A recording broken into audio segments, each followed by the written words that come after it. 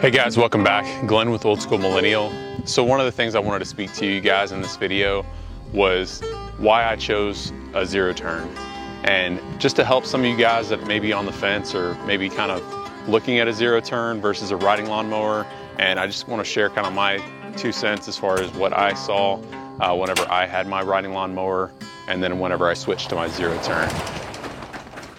I want you to be kind to yourself.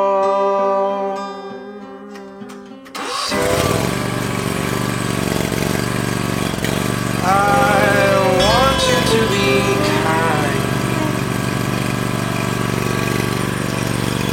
to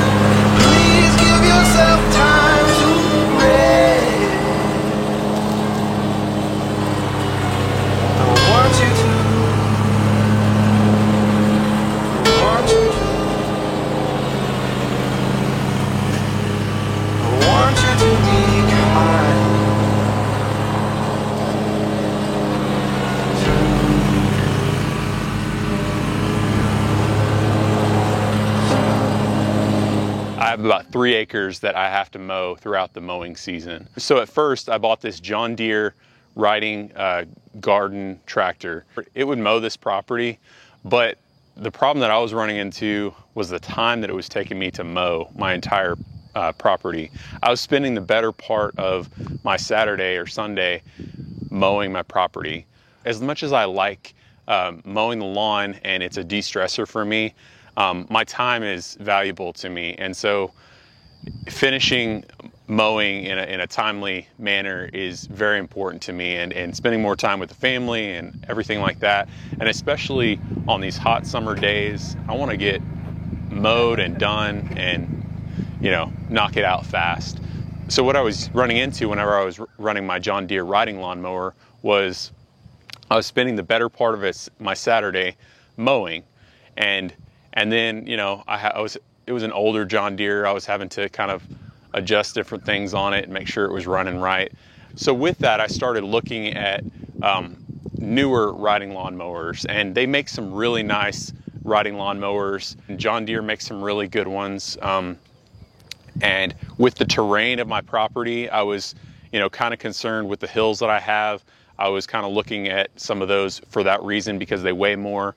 I was kind of looking at those as opposed to the zero turns, but as I started researching more and more, I started looking at zero turns more and more, and I just found that it was going to be the best fit for me and for my property. Okay, you guys, this is the job we've got for today. Basically, this area of my property, I like to leave the grass a little bit higher during the spring. As you may know, if you've watched my channel, I have a couple of cows that I like to let graze on this area of this pasture, and I switch them. I've got 3 different pastures. This taller stuff that you see, this grass, they don't seem to be eating it. I'm just gonna mow this on its highest setting just to knock it down and see what the cows will be eating. There's another section of my property that I mow like as our yard, but this is just an extra little pasture we've got for the cows. So the job for today, as mentioned, just mowing this down, making it more manageable. This is borderline. I'm getting to where I need to pull out the brush hog, but I can knock this thing out with my Skag.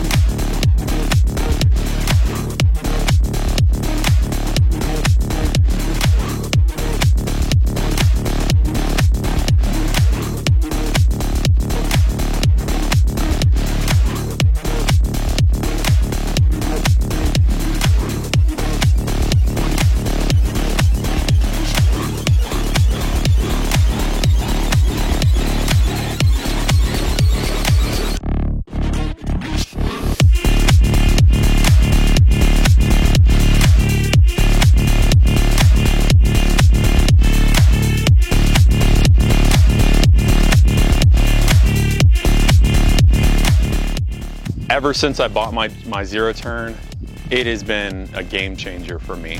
I'm mowing my property within an hour or so, and then I have time to weed eat. I mean, within 2 hours I can have everything mowed and weed eated on my property, which before that, that would have taken me all day. With that, you have to weigh the pros and the cons. I mean, buying a zero turn, it's a big investment. Me, I didn't want to just get the entry level zero turn, and I kind of wanted to get a little bit better because I knew with this size property that I needed to get a little bit better mower that would last a long time and would handle this property without any problem. And I mentioned this in one of my other videos that I did. It was speaking to the economics of getting a zero turn. I'll put a link to that in the description. For me, getting my zero turn was a game changer when it came to mowing my property and upkeeping my property. And for me, I try to do as much as I can to make myself the most efficient with the time that I have, with all the different things that I'm responsible for on this property and in my work and in my family. So time is a very valuable thing. So that's something definitely to be thinking about when you're looking at possibly getting a zero turn. I hope that helps some of y'all that are maybe looking at getting a zero turn versus a riding lawnmower, or just kind of looking at what are some of the pros and cons of one versus the other. But I've just noticed the huge advantage in getting one. If any of y'all have any questions about this particular zero turn, feel free to put them down in the comments and let me know down in the comments what lawnmower are y'all using and what size property are you using it on? Are you mowing some acreage?